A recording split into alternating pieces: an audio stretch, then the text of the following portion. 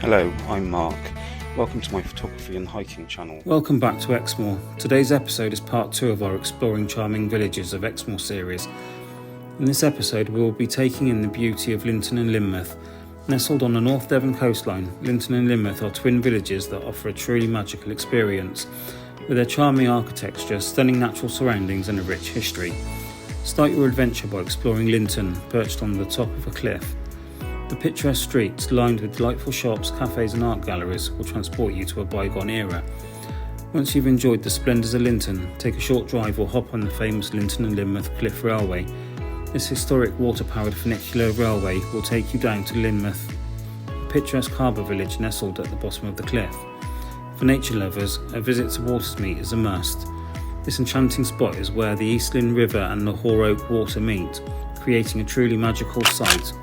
Take a stroll through the picturesque woodland and discover hidden waterfalls along the way. Thanks for joining us on this journey through Lynton and Lynmouth, and don't forget to subscribe to our channel to follow us on more of our trips.